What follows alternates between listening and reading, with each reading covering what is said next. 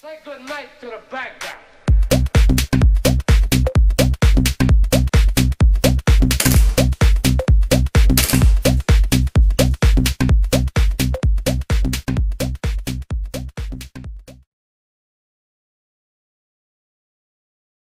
Yop tout le monde, salut, on se retrouve aujourd'hui pour une nouvelle vidéo. Donc tout d'abord, avant de commencer, je souhaitais remercier tous les abonnés que j'avais sur ma chaîne. Je suis vraiment très content, tous vos commentaires et messages d'encouragement me poussent vraiment à continuer dans la lignée de ce que je fais. Donc je vous remercie, j'essaierai de vous faire une vidéo qui change un peu de tout ce qu'on voit en remerciement aux abonnés. Je cherche une idée sympa, donc je vous sortirai ça un de ces quatre. Et pour aujourd'hui, je vais vous présenter le 1911 BE Tokyo Marui. Donc là, je pense que vous le voyez bien. J'ai fait une petite disposition lumière et tout. Vous direz ce que vous en pensez. Donc les marquages. Moi, il a été rajouté un outer barrel métal. Donc normalement, il est en plastique. Hein. Le chargeur, Marui. Les fins.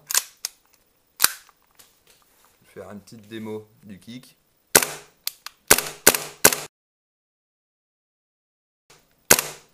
Voilà. Ça reste du kick assez léger vu qu'on est sur du Tokyo Marui, mais ça fait très bien son taf. Hein. Vous avez une portée énorme.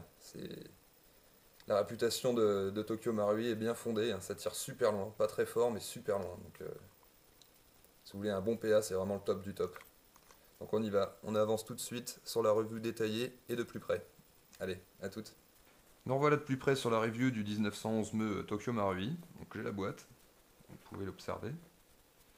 Avec les infos sur le vrai, un calibre 45 NATO, donc américain, le poids, machin. Je vous laisse regarder. Une belle boîte. Bien sympathique. Donc c'est le modèle High Kicking, High Grouping Marui Gas Blowback Series.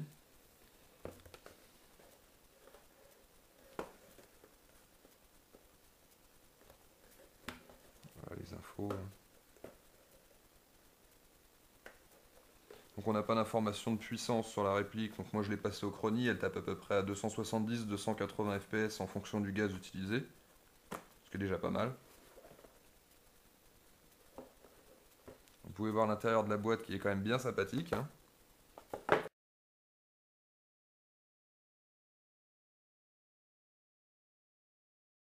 Ils nous ont mis un petit papier façon digitale donc, qui couvre du polystyrène simple en dessous. Hein. Bon, c'est toujours plus sympa quand on ouvre la boîte. Je trouve que c'est un rendu assez propre. Hein. Ça fait vraiment luxe. Sachant que là on est sur des répliques qui valent un peu la peau du cul.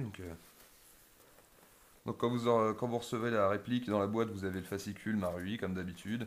Les petites clés de réglage. Un petit ustensile pour descendre le petit ressort et le bloquer en bas. Moi je m'en sers pas. Parce que si vous avez la malchance qu'il se déchausse, le remontoir de billes vient péter les lèvres. Vous faites sauter les lèvres de vos chargeurs. Donc ça m'est déjà arrivé 2 fois. Donc maintenant c'est bon, je pense que je suis vacciné, je m'en servirai plus de ce petit ustensile là. Donc c'est des chargeurs comme ceci. C'est les longs, fins. Donc moi c'est Tokyo Marui, hein, celui qui est livré avec le modèle. Vous pouvez trouver d'autres chargeurs Tokyo Marui, les chargeurs Kajiworks de la même forme fonctionnent aussi dedans. Donc chargeur capacité 27 billes. Donc, je vous arrête tout de suite, vous ne tirerez pas les 27 billes avec une charge de gaz. C'est comme sur la plupart des 1911. Hein. Donc moi je les graille à 15, 16, 17, 18, allez 18 grand max. Si je veux que ma culasse se bloque en arrière à la dernière bille. Sinon bah, je vais avoir des tirs à la fin avec beaucoup moins de patates. La bille va partir à 2 mètres et la culasse ne s'arrêtera plus en arrière. Comme elle est censée le faire. Comme ceci, lors de notre dernière bille. Donc les marquages, professionnel calibre 45. De l'autre côté, ASGK Tokyo Marui modèle custom made in Japan. Calibre 45 encore une fois. Le grip avec la pastille spécifique. Signature modèle Japan. Pro grip Tokyo Marui Japan. Donc les pièces métal Vous allez avoir la sécurité, qui est ambidextre. Vous allez avoir la queue de détente, l'arrêtoir de culasse, les sécurités, ambidextre.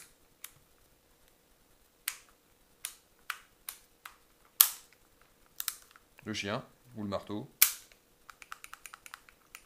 La queue de détente à l'arrière. Je sais jamais vraiment le terme exact pour cette partie-là. Si quelqu'un me le sait, merci de me le dire. Ça je l'ai dit. Le bouton pour éjecter le chargeur. Donc l'interne évidemment. Mis à part l'outer barrel qui est d'origine en plastique. Donc moi je l'ai changé pour un outer barrel métal qui passe pile poil dedans. Donc il me semble que c'est un WE que j'ai mis. Et qui passe très bien. Pour justement rajouter un petit peu de poids et un peu plus de réalisme. J'avais dans le but de le passer dans un corps métal. Ils vendent des corps. Alors je sais plus les marques, il y en a un Guarder. Il y a 2-3 corps métal faits pour s'adapter sur le 1911 ME Tokyo Marui. Donc qui valent à peu près 150-200 euros. Donc c'est quand même un investissement. Mais bon, pour avoir un kick un peu plus sympa, toujours avec la même portée, vous pouvez le faire. Libre à vous. Donc on continue dans les pièces métal, vous avez le sight avant, le sight arrière. Donc ce sont des Novasque. Je sais pas si vous voyez bien.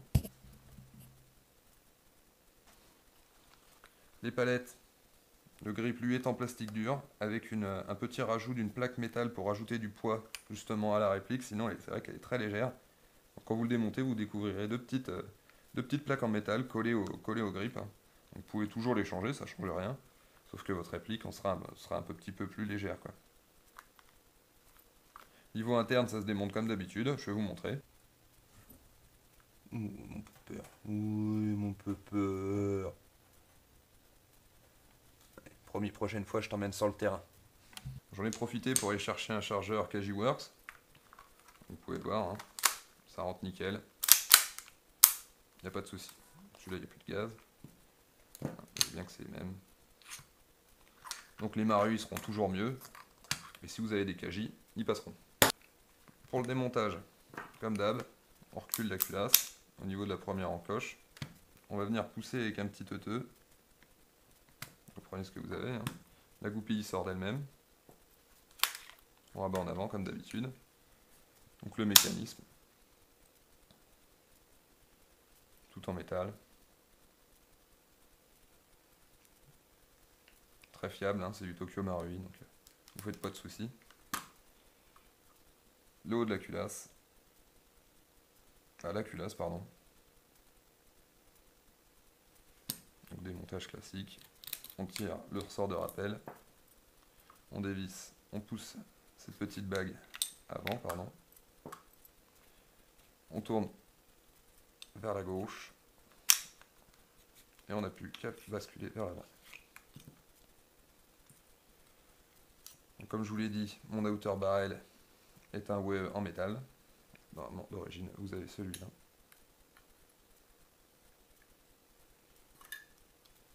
Le hop-up Marui, qui fait toute la différence. Vraiment très précis. Donc j'ai quand même changé le joint, qui commençait à être vieux. J'en ai mis un Modify beige, je sais pas si vous le voyez, qui fait vraiment très bien le taf. J'ai autant de portée qu'à l'origine, tout au départ, donc c'est vraiment, pour le changer, vous n'êtes pas obligé de reprendre un Marui. Le Modify beige est vraiment très bien. Il lève la 0,25, la 0,30. Et je joue à la 0,25 et je suis réglé comme ça. La petite molette est là, donc j'ai encore largement la marge. Même mettre de la 0,36, moi après je vois plus l'intérêt dans un PA, mais le hop-up est vraiment génial. Donc la culasse, hein, plastoc. La petite pompe, qui marche super bien.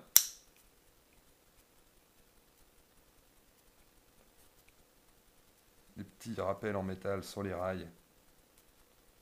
Ne vous inquiétez pas, c'est pas que du plastique non plus à l'intérieur. Voilà. Donc le remontage tout aussi simple. On reprend. On remet là. On reprend la petite goupille.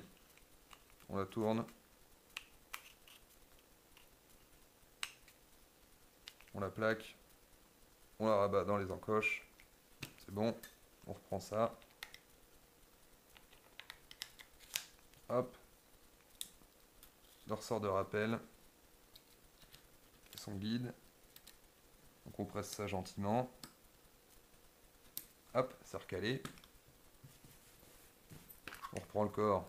On rabat le marteau. Comme d'habitude, moi je force pas. J'appuie là. Vous pouvez voir que mon outer barrel gêne un petit peu, hein. Ça vous fera pas le même problème. Je suis obligé de le graisser énormément. Vous n'aurez pas du tout de problème. Moi, il a tendance à gripper un petit peu, mais aucun souci de fonctionnement. Pour autant. C'est juste au remontage des fois que ça a tendance à un peu gripper. Donc voilà, donc c'est une réplique qui coûte quand même relativement cher, mais qui vaut largement son prix. Donc, je ne conseille pas forcément aux débutants parce que quand même très très cher et pour débuter on n'a pas besoin forcément d'un Marui. Donc le prix entre 160 vraiment peu cher et 220-230 € en magasin avec un chargeur comme d'habitude. Donc préparez-vous quand même. C'est un investissement mais un bon investissement. Donc voilà. J'espère que cette review vous aura plu. Si vous avez des questions n'hésitez pas, j'y répondrai rapidement. Je pense que j'ai fait le tour de la réplique donc voilà. Encore une fois, merci à tous les abonnés et peut-être les nouveaux qui vont venir grâce à cette vidéo. Et je vous concocte une petite vidéo rigolote. Allez, à bientôt!